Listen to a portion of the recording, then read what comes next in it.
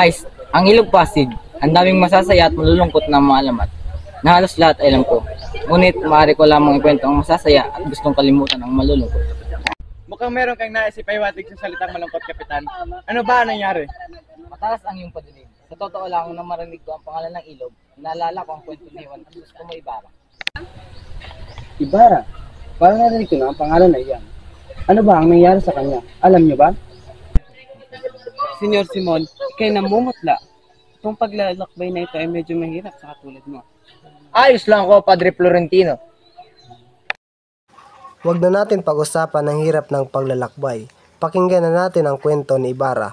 Si Ibarra ay anak ni Rafael Ibarra na nangaral sa Europa at bumalik. At sa kanyang pagbalik, nalaman niya pag-isip ng kanyang ama. Tumingin kayo sa dako roon. Ayon sa kwento, habang siya ay tinutugis ng mga kawal, ito ay tumalon sa ilog at pinaulan na ng bala. Ang tubig ay naging kulay dugo, udyok ng kamatayan ng binata. Anong nangyari kay Maria Clara?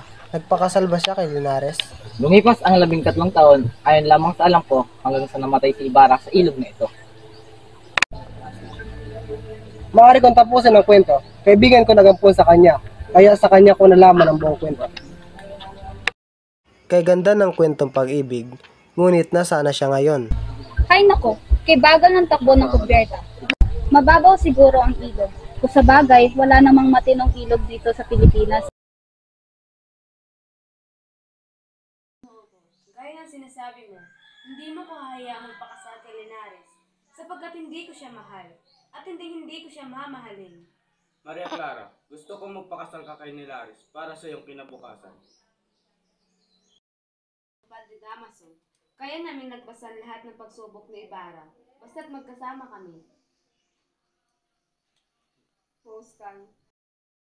Wala na siya. Patay na siya. Anong magagawa ko? Hindi ko naman siya kayang buhayin muli. Kaya mo akong tulungang makalimutan siya sa pagbasok sa akin sa kumbento. Hindi ako papayag na ikaw magiging isang madre. Wala ang aking pinagpipilian, ang mamatay o ang pumasok sa kumbento. Mamili ka, Padre Damaso. Kaya natin ipatayo ang akademya ng Liga Castilla, Kapitan Basilio. Paano mo nasabi yan? Binigyan namin si Padre Rey ng kabayo bilang regalo at nangako siya na makikipagkita siya kay Kapitan General.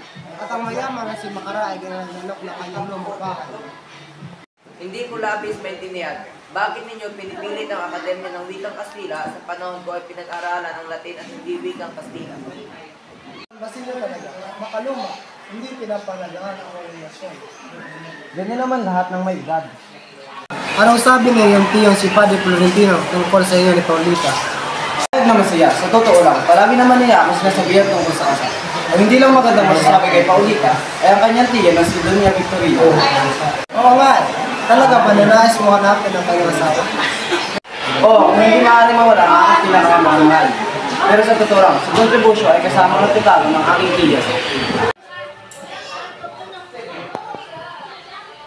Ako si Sr. Simon. Isagan, ito si Sr. Simon.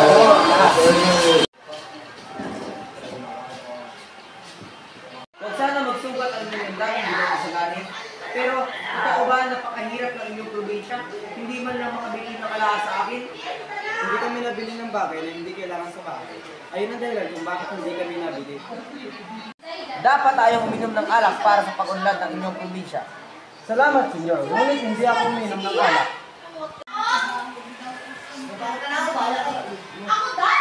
Basilio, pero sa oras na nakita ko siya, mabigat na ang pakiramdam ko sa kanya.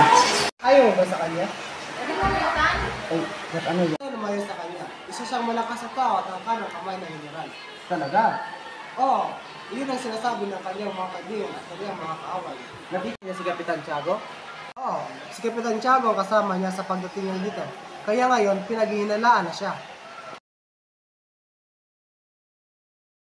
Kahabag-habag ang buhay ng aking anak na si Tales. Binalaan ko na siya sa pagiging korap ng mga praile. Namatay ang kanyang asawa at nakatakas si Tano. At ngayon, huli, gusto mo magpalipin kay Hermana Peña para matubos ang iyong ama? Ayoko din, Lolo. Kaso ito na ang tanging paraan upang makabayad tayo para kay tatay. Isa kang napakabuting anak, Apo. Tano. Ano na yan, Benka? Bakit hindi mo na lang ibenta yung lakit na binigay sa'yo ni Basilio? Hindi ko kayang gawin iyon. Magpapaalipin na lang ako kaysa ibigay ang lakit na ito. Hindi ako papayag na magpapalila ka. Ayoko din, Lolo. Kaso ito na ang tamang paraan upang makabayad tayo para kay tatay.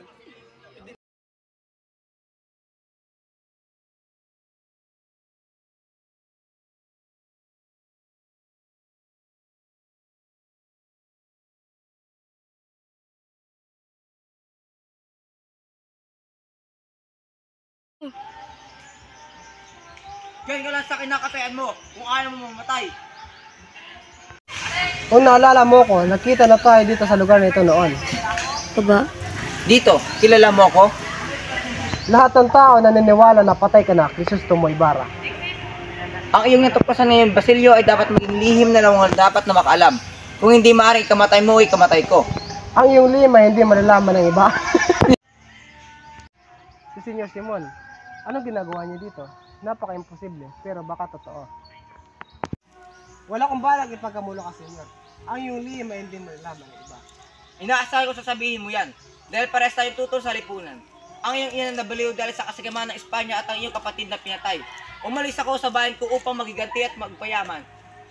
Parehas tayong naghahanap ng katarungan kaya dapat tayong magtulungan. Ika'y nag-iisa lamang. Ang gobyerno ay masyadong malakas. Paano mo magagawa ang iyong pagiganti? Umalis ako sa bayan ko upang magpayaman. Nakita ko ang kanilang karangyaan at pang-aabuso na minsan ay nakisama ako. Bakit? Bago gamutin ang mamamayan, gamutin muna ang bayan. Ikinakasisira mo ang iyong mga mata sa katotohanan na ang iyong ina at kapatid ay pinatay dahil sa kasamaan ng Espanya. Pag sumama ba ka sa inyo, mabubuhay pa sila? Ang iyong bayan, hayaan mo na lang.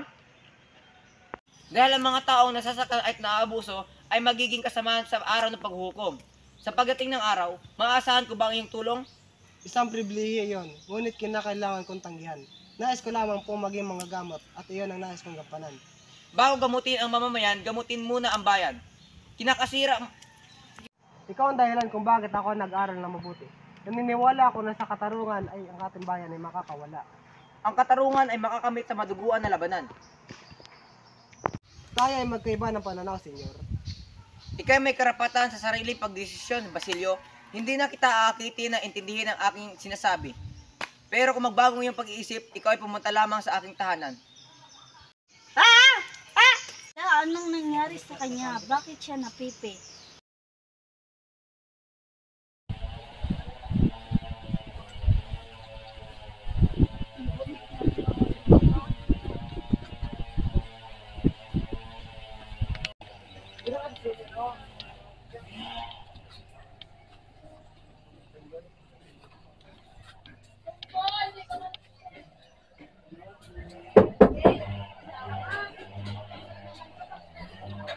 Ang aking bahay bukas para sa inyo, Senyor Simon. Ang aking bahay bukas para sa inyo, Senyor Simon. Maraming salamat, Kabe Santales. Ang aking plano ay magpapatuloy papunta sa San Diego. Sa tingin mo, ang aking revolver ba ay sapat na para sa Guardia Civil? Hindi ako sigurado, Senyor. Sa halip ang mga revolver nila ay napakalakas. Tama, pero ang aking revolver ay kaya sila talunin. Nakikita mo ba ang punong iyon? Tignan mo. Kangahangin ay simple at malakas. Nabili ko pa itong aking revolver sa ibang bansa, Kabe Santales. Kung meron ka nagustuhan sino, huwag ka magpahalata dahil tataasan ni Simon ang presyo. Tama, matalas ang pag-iisip niya pagdating sa negosyo. Ito ang unang pagkakataon na ipapakita ko ng aking mga pulseras ito sa buong mundo. Napakagandang diamante at mga ruby. Ang kayamanan ay maaaring ikasira mo ginasinang. Isang dakot ito ay malaking porsyento ng bayan ay mauwi sa luhaan. Tama si Senyor Simon. Tama, ang kayamanan ay maaaring maging dahilan ng masamang bagay sa buhay. Ako rin ay bumibili ng alahas at nagbebenta. Meron ba kayong may aalok dyan sa akin? Wala akong may alok, Senyor Simon. Sa halip, ang lahat ng alas na sintabi ng aking anak ay naibenta na. Mali ka po sa talis. Mayroong tinila si Huli. Ang lakit na binigay sa kanya ni Basilio. Ang lakit na iyon ay pinakamahalaga kay Luli. Sa totoo lang, mas gusto niya magpaalila kaysa mahiwalay sa lakit ni Maria Clara. Maria Clara? Oo, Senyor Simon. Paano pa sa kamay ni Basilio ang lakit na iyon?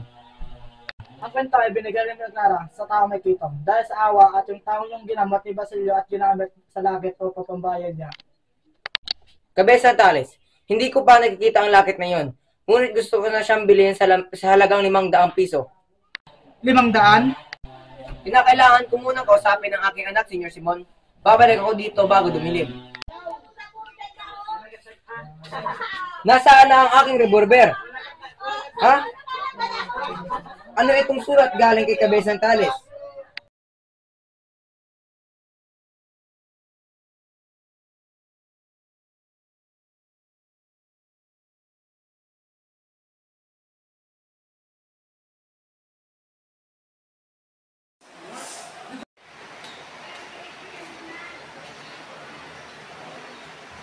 Aking pahalagahan kung tatanggapin mo ang aking hinihingi. Kung alam ko lang ang aking pera ay hindi unlad, hindi ko na sinugal pa. Hindi pa ba sapat na siya ay nagpalipin sa'yo? Oo, ngunit kulang pa. Huwag kayong mag-alala. Lahat ng pera na ginastos mo matubos lamang sa kini. O siya akin na ang bayad.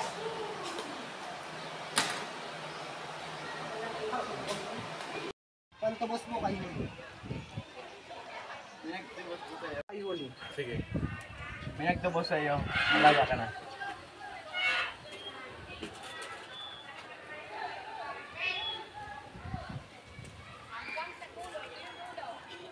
Hindi ka naalipin. Hindi ko alam paano kita pasasalamatan, Basilio. Ang kasiyahan mo ay sapat na. Gagawin ko ang lahat para sa kasiyahan mo. Hindi ko alam paano kita pasasalamatan, Basilio. Ang kasiyahan mo ay sapat na. Para sa iyo kasiyahan, gagawin ko ang lahat. Ang aking iniisip, saan kami titira ng aking lolo? Malalaman, Bakit nga mamingiti, Basilio? kaya ka na huli, hindi ka naalipin. Hindi ko alam paano kita pasasalamatan, Basilio. Ang kasiyahan mo ay sapat na. Para sa kasiyahan mo, gagawin ko ang lahat. Ang aking iniisip, saan kami titira ng aking lolo? Bakit nga mamingiti, Basilio? Bakit nga mamingiti, Basilio? Malalaman mo mamaya, huli. Yung bahay yun, hindi mo siya gaano kalaki, ngunit marayo din sa mga problema.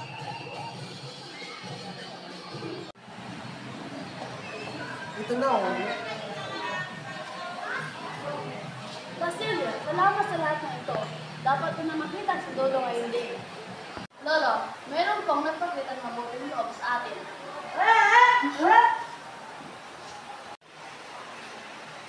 Ito ang aming tungkulin sa mga tao aking pinapangalaman. Paano mo ito nagawa? Hindi ko alam paano kita pasalamatan. Ngunit, paano mo ito nagawa? Hindi ko alam paano kita pasalamatan. Ngunit, saan ka nakakuha ng pera pantubos sa akin at pambili ng bahay na ito? Hindi naman gaano kamahal ang pagtubos ko sa iyo at ang bahay. Babalik ako bukas. May kinakalaan pa ako ngayon. Ako mag-iintay sa iyong pagbabalik, Basilio.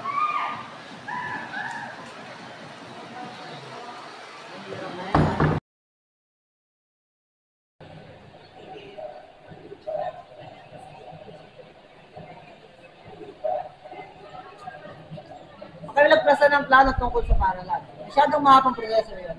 Ano pa bang meron dyan? Estudyante ay humihiling ng bagong estruktura ng pamahalaan. Ha? Ano ba yan? Wala na bang ibang problema ibig sa paaralan? Anong agawan to?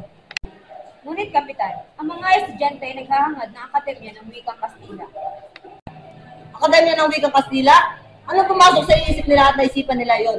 Isang malaking kaibangan.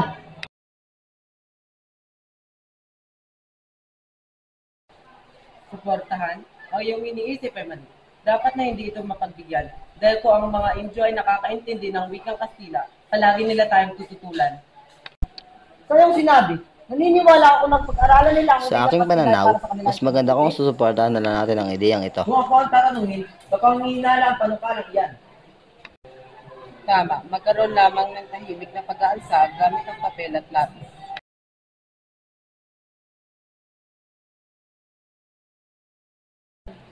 Sa isang punto, ang panukalang iyon ay galing sa mga taong gustong-gusto ang pagbabago. Sa pamamahala bang ito ni Isagani, isang walang kwentong binata na pamangkin ng isang paring Indio at suportado Pag-asa, nilang sa mga aking naigat tingin na hindi ko nakikita ang kinalaman ng iyong sinasabi, Padre Sabayla. Sa halip, wala si Padre Salve upang tayo kwentuhan tungkol sa binata. Parang ang daming tinatago ng basit yung iyong sinasabi. Siya ay may masamang imahe sa mga guardians. Sa kanyang kabataan, namatay ang kanyang ama dahil sa isang pamumuhay. Kung ganoon, gusto ko ang kanyang pangalan na nakasulat.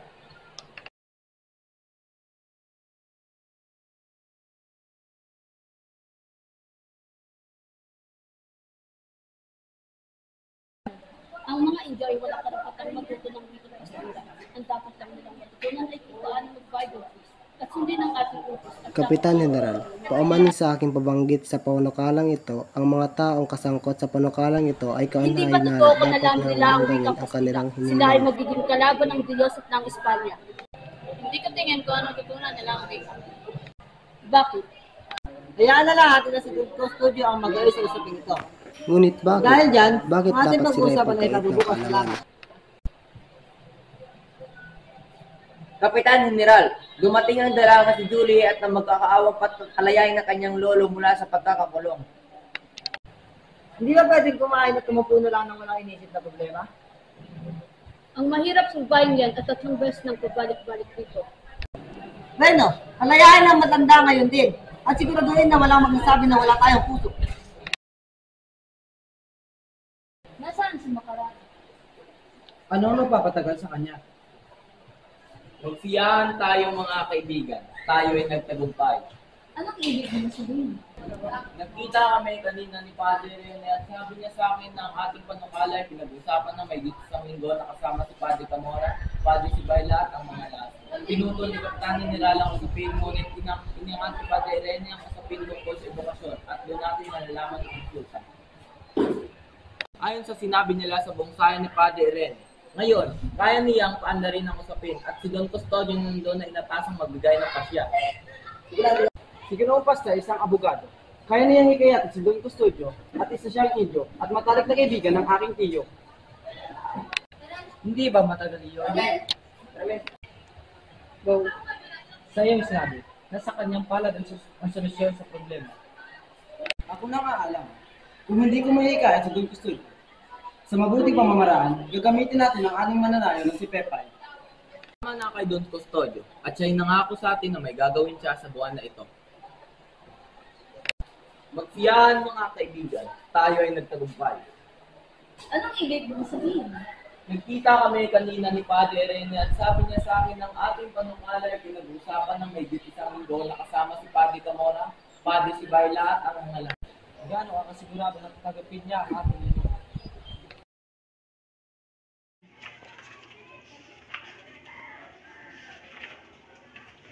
Marunong ka na magsalita ng wikang Kastila, kaya hindi na kailangan ng pag-aralan. Hindi ako narito para lamang sa akin sarili, ngunit para sa mga estudyante sa akademya. Pagdating ng araw, pag ikay matanda na, maintindihan mo rin ang aking sinasabi. Sa pagdating ng panahon na may puti ng aking buhok, ito ay magpapaalala sa akin ng aking pagtanging tumulong sa kapwa sa oras na higit nilang kinakailangan.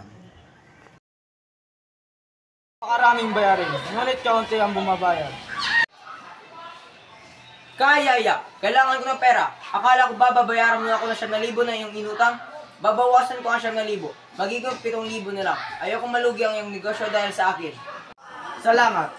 Ngunit sa isang kondisyon. Tutuo ako ng aking mga armas ngayong gabi sa iyong tindahan. Well, hindi sila kasama sa aking tahanan, kaya wala ka dapat kailangang katakutan. Ang mga armas ay ilalagay sa aking tahanan. At kung sino man ang mahuli na may hawak ng baril, tayo ay makakaipon ng malaking halaga at para sa kanilang paglaya.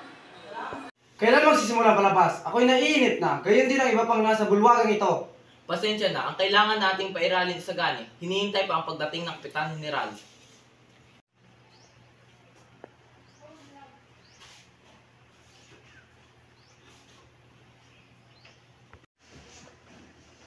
Paulita, anong ibig sabihin nito? Mayroon bang resulta, makaraig? Pumayag na silang tumulong, pinapalagahan nila ang sikap na pinapakita ng mga estudyante. Di tayo ay nagtagumpay. Hindi pa Pixon, hindi pa natin masasabi na tayo ay nagtagumpay. Ang mga praile ay nagpapahayag at nagpaplano pa ng operasyon.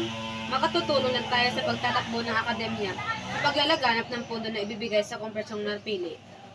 Ang nakakatawa pa si Padre Emilio, gusto natin bigyan ng solo ang magbibigay bilang papasalamat. Aking pinaniniwalaan din. Kala ko naman tayo yung nagtagumpay na. Kamusta ka na, Basilio? Senyor Simon, hindi ko napansin na iyong pagdating. Senyor Simon, hindi ko napansin na iyong pagdating. Ayos lamang ako. Ngunit ang sakit ko na Kapitan Tiago ay namalala na dulot ng pagkalat ng lason sa kanyang katawan. Unti-unting nilalason ang bayan. Makinig ka mabuti, Basilio. Kung sa konting sandali na lamang ay magsisimula na ang himagsikan. Senyor Simon, nasabi ko na ba sa inyo dati na wala akong balak magsali sa politiko? Nandito ko para papiliin ka sa kamatayan o sa magandang kinabukasan. Kung kami ay magtatagumpay, lahat ng taong hindi sumang-ayon na kami ay tulungan, tataguran naming kalaban. Kamatayan ng magandang kinabukasan. Tiyak ba ang iyong pagtatagumpay? Kaya kung hihiyatin silang lahat, sa aking mga sinasabi ay maniniwala sila na galing sa general o sa mga praile. Nang sa ganon, ay mas mapadali sila na sumali sa aking panig. Bakit? Simple lang, pumunta ka sa Santa Clara upang iligtas ang taong aking pinakamamahal. Ikaw at si Kapitan Tiago lamang nakakaalam. Si Maria Clara? Si Maria Clara? Tama, si Maria Clara. Siya ang dahilan kung bakit ako nabubuhay. Ginagawa ko to upang buksan ang pinto ng kumbento. Ngunit huli ng lahat. Bakit? Ano ang iyong ibig sabihin? Patay na si Maria Clara. Kasinungalingan. Buhay pa si Maria Clara. At ngayong gabi ay masasalba ko. Ikaw ang mamamatay. Totoo ang aking sinasabi. Siya, kung ayaw mong maniwala, pumunta ka sa kumpendo nang malaman mong totoo. Ah! Namatay siya na hindi ko nakita. Namatay siya na hindi niya nalalaman na nabubuhay na ako para sa kanya. Ngayon, ano pa ang silbi ng buhay ko?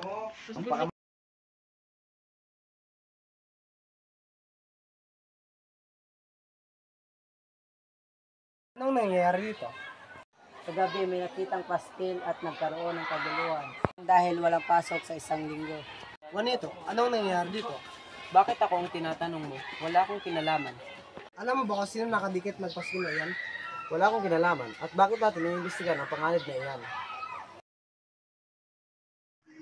Ayon sa nabalitaan ko na kanilang si paano ang kanyang mga kasamahan? Lahat sila ay nakalaya na, ngunit dahil nga patay na si Kapitan Tiago, wala nang tutulong sa kanya upang makalaya. Ano ang nararapat ko ngayon? Tulungan mo ko, Himana Bali. Pakiusap. Sapno. Alam ko na, si Padre Camora. Tama, makakatulong siya sa iyo. Halika na huli at puntahan na natin ang Padre. Ngunit, Himana Bali, wala na bang ibang paraan? Dali na, Bibi. Pumasok na. Salamat ang makakatulong sa iyo upang makalaya si Basilio. Huwag kang makasarili. Tulungan ka si Basilio. Kinakailangan na ng tulong ng iyo. Alam mong siya'y makapangyarihan at maimpluwensya sa pamahalaan. Paniguradong maililigtas nga ang isang bibitag. Tara ng huli, sasamahan kita sa kumbento. Ngunit, Himana, gagawin ko ito sa iyo para sa... Gagawin ko ito sa iyo, aking... Gagawin ko ito para sa iyo, aking mahal. Patawad. Tara na!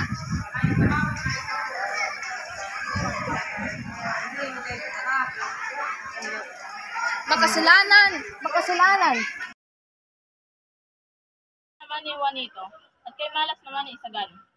Sa nagkakalat na balita na maghahagi si Simon ng mga brilyante at halahas upang handog sa bagong kasal. Ang kasal ni na Isagani at Paulita ay tiyak na magiging ingrande. Paano mo naman nasabi? Sino? Si Juanito Pilares.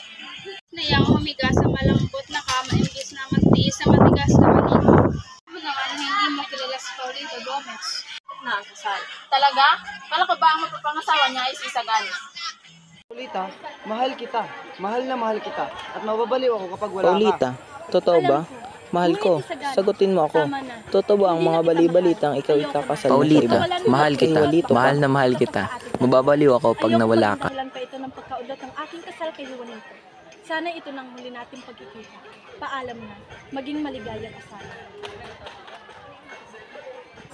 Ngunit ginawa mo na. Paulita, tumingin ka sa aking mga mata. Walang katotohanan ang mga iyon, hindi ba? Hindi ka magpapakasal sa iba, hindi ba?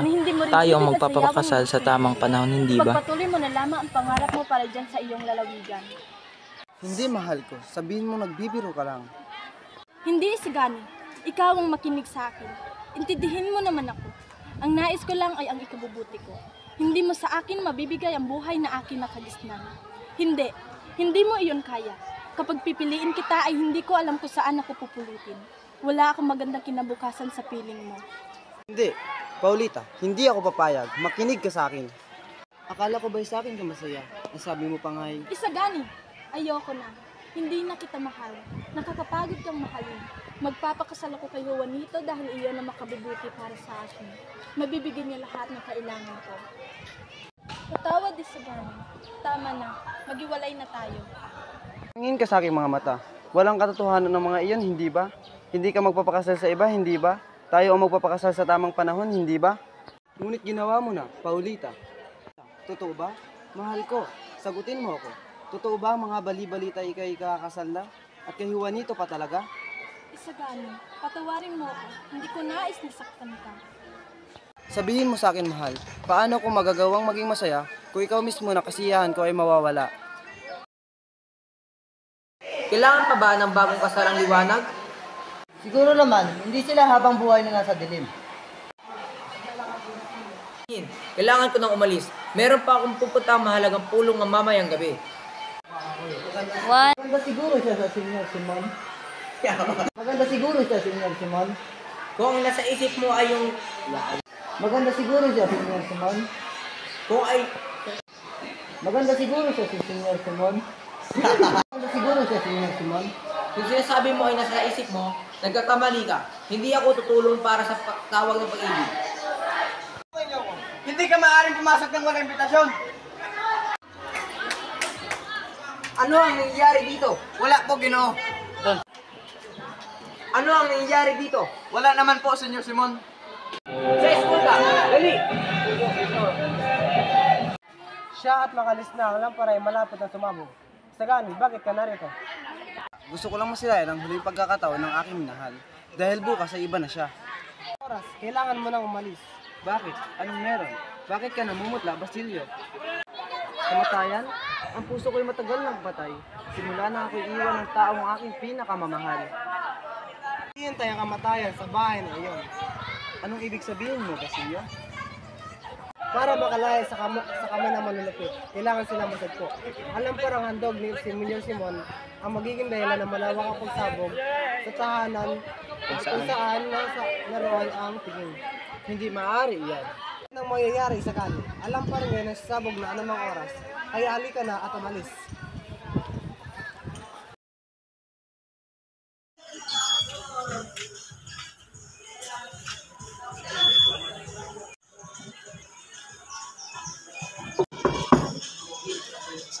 Kung ba si Simon, papasokin mo.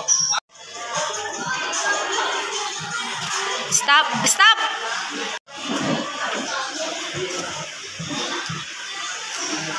Senyor, mayroon akong nag-aanap sa inyo. Nakangalan sa inyo. Papasukin mo siya. Pakibilisan.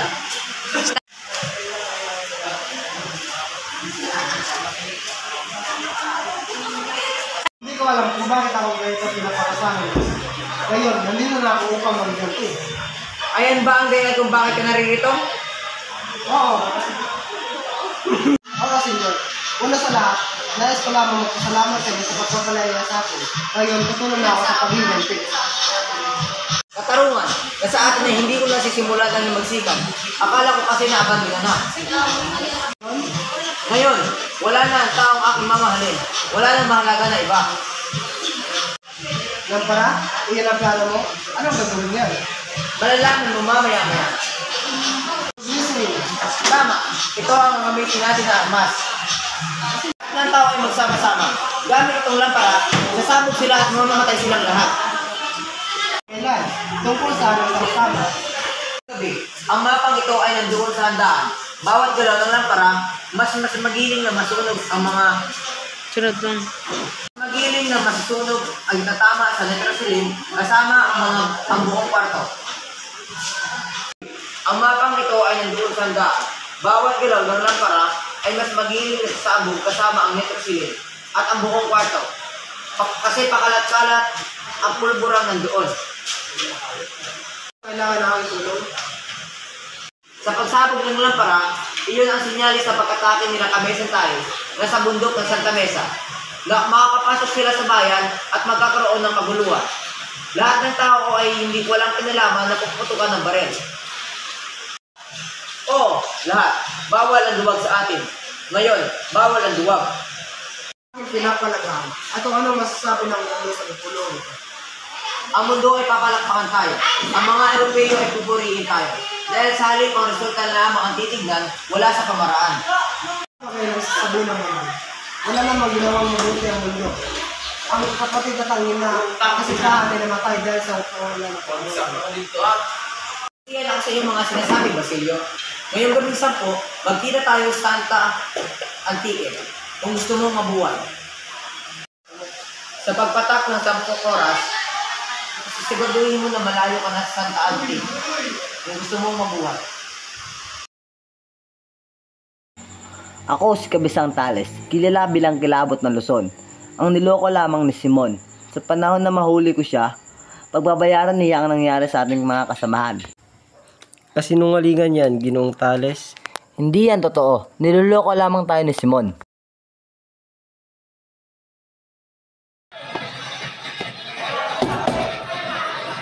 Padre Florentino! Oo! Ano nangyari sa'yo, Simon? Halika't pumunta sa aking sulit upang magamot ang iyong mga sugat.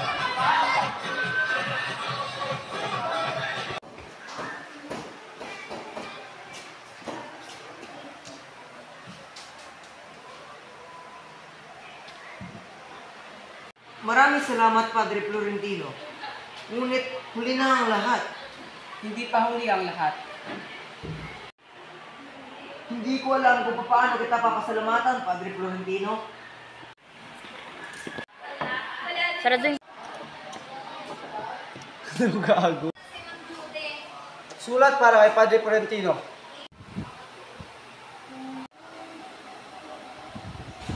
Maling kasi dyan.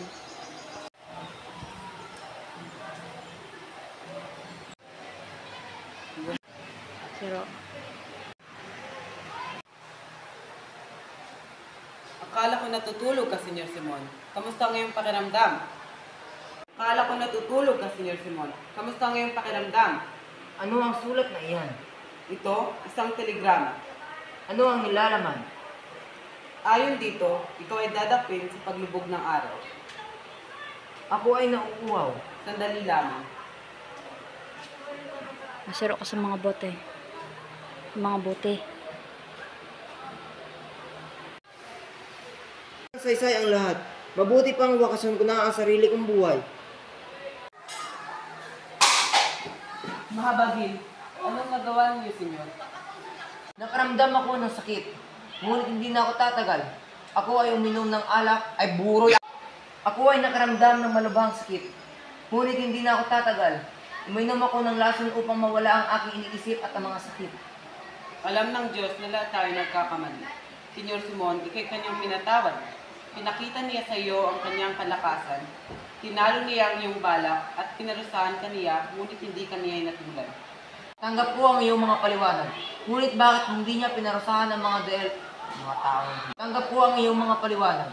Bakit hindi niya pinarusahan ang mga taong diyaran kung bakit ako nagimagsik? Ako ng malubhang sakit. Ngunit hindi na ito tatagal. Uminom ako ng lason upang mawala ang aking mga sakit at iniisip. Alam ng Diyos na lahat tayo nagkakamali. Senyor Simon, ikay kanyang pinatawad mo. Pinakita niya sa iyo ang kanyang kalakas. Buwan. Alam ng Diyos na lahat tayo nagkakamali. Senyor Simon, ikay kanyang pinatawad mo. Pinakita niya sa iyo ang kanyang kalakasan at sinalo niya ang iyong balak at pinarusahan ka niya ngunit hindi ka niya inatulad. Sa tingin mo, ang ating bayan ba ay uunlad? Ang Diyos ang katarungan at kawaan. Hindi natin kayang kusyonin ang kanyang ginawa. Ngunit naniniwala ako na kung walang kalayaan ay walang katarungan. Bakit niya ako pinigilan sa aking mga balak? Pag ako nagtagumpay, makukuha natin ang kalayaan. Baka nakita niya na walang katarungan ang iyong pamamaraan para makuha ang kalayaan. Tanggap ko ang iyong mga paliwanag. Ngunit bakit hindi niya pinarusahan ang mga taong dahilan ng aking paghihimagsik? Huwag mo siyang sisihin, Senyor Simon. Ang kanyang parusa ay darating din. Maraming salamat, Padre Florentino. Maraming salamat, Padre Florentino. Sana'y makita mo pa ang kalayaan ng bayan nito.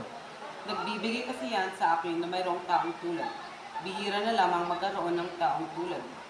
Sana magpakita ang awa ng Diyos. Bukod. Maraming salamat, Padre Florentino. Sana'y kay buhay pa makita mo ang kalayaan ng ating bayan. Nagbibigay kasi yan sa akin na mayroong taong tulad. Bihira na lamang magkaroon ng taong tulad mo. Sana magpakita ang awa ng Diyos sa mga taong gumawa ng mali sa iyo. At sana ikaw ay maging modelo sa mga kabataan upang maging pag-asa ng ating bayan. Hindi ka sana sa kailaliman ng karagatan na walang iba. Kung tumating ang isang panahon na kailangan ka para sa isang kapilang motibo, iluwa kasama ng dagat sa pamamagitan ng utos ng Diyos. Samantala, diyan ka muna upang hindi tagapag-udyok na ang kasitingan. Manatili ka sana sa kailaliman ng karagatan na walang hanggan. Kung dumating ang isang panahon na kailangan ka para sa isang dakilang misiyon, iluwa kasama ng karagatan sa pamamagitan ng utos ng Diyos. Samantala, diyan ka muna upang hindi maging kasangkapan ng kabuktutan.